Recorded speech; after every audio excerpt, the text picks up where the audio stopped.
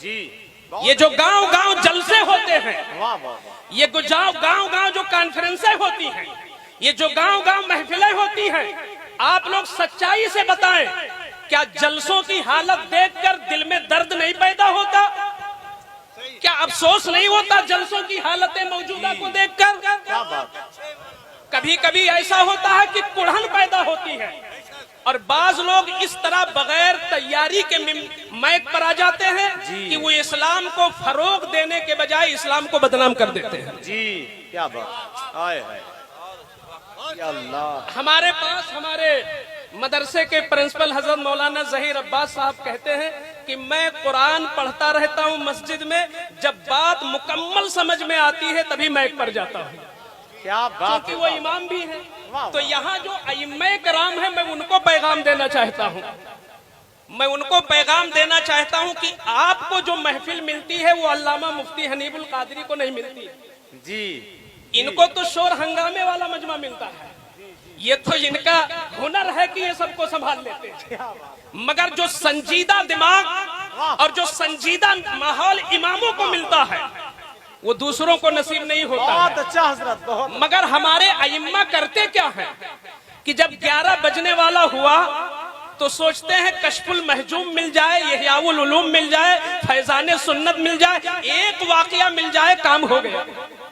नहीं, आपकी जिम्मेदारी सिर्फ अपने आप को बचा लेना नहीं है, अपने हुनर से अपने मुक्तदियों का ईमान भी बचाना, उनका अकीदा भी बचाना है।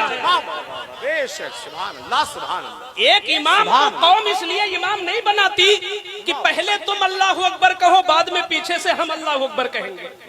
इतना मकसद इमामत का नहीं होता है। इमामत का मकसद होता है पूरे महल्ले के दीन और सुन्नियत की हिफाजत। वाह वाह वाह, सुभान अल्लाह। तो जब तक आप तैयारी नहीं करेंगे आप कैसे मिंबर पर आ जाते हैं? वाह सुभान अल्लाह। हम ये नहीं कहते कि आपको हमारी कौम ने नवाजा है, ये हमारी कौम बगदाद तो भेज देती है शोराए कराम को, मगर इमाम की तनख्वाह नहीं बढ़ाती है।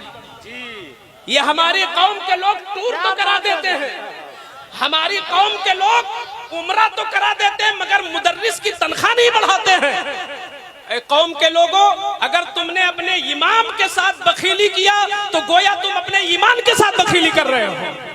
तुम्हारे ईमान का मुहाफिज है तुम्हारा इमाम, तुम्हारे अकीदे का मुहाफिज है तुम्हारा इमाम। इमाम को इतना गनी कर दो, इतना गनी कर दो कि वो एक हफ्ता तैयारी करे और इतनी अच्छी तैयारी करे कि 20 मिनट के अंदर तुम्हारी नस्लों के अंदर ईमान और इस्लाम की अजमत को महफूज कर दे। क्या बात है हजरत, वाह वाह, बहुत अच्छा, सुभान अल्लाह। अगर हमारे बच्चों ने इस्लाम को समझा होता तो इस्लाम में आने के बाद फिरने की जरूरत क्या है? तो कहने का मतलब यह है कि हमारे यहाँ जो लोग बैठे हैं उनका ताल्लुक मसनद से है, उनका ताल्लुक मिंबर से है, उनका ताल्लुक कुर्सियों से है। खुदारा आप सिर्फ ये न समझो कि हमने मुकम्मल कर दिया अपना खिताब, एक दिन खुदा के यहाँ जवाब भी हमें देना होगा।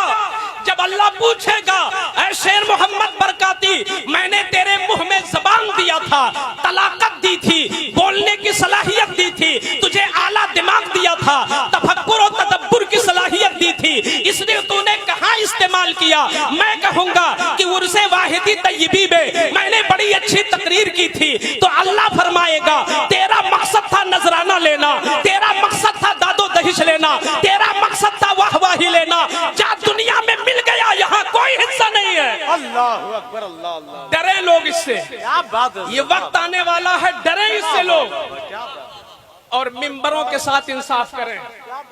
मैं कहता हूँ इस्लाम वो मजहब है जो शादी में फजूल खर्ची भी नहीं बर्दाश्त करता, तो जलसे में भी फजूल खर्ची बर्दाश्त नहीं करता। जी, ऐसा नहीं है कि तुम इस्लाम को ब्लैकमेल करो। क्या बात है यार, वाह वाह। शादियों में फजूल खर्ची जहां नाजायज, वहां मैं कहता हूं जलसों में भी बेजा फजूल खर्ची के लिए तुम पकड़े जाओगे कयामत के दिन।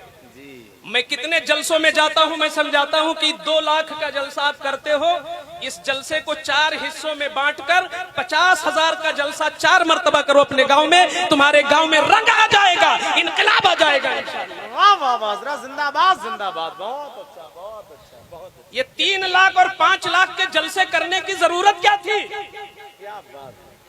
जहां शादी में बहाना नाजायज, वहां कौम के पैसे को जलसे के नाम पर भी बहाना नाजायज होगा। आप जलसे को सस्ता करो, हल्का करो, नफा बख्श करो, हर्जा कम हो, खर्चा कम हो, नफा ज्यादा हो।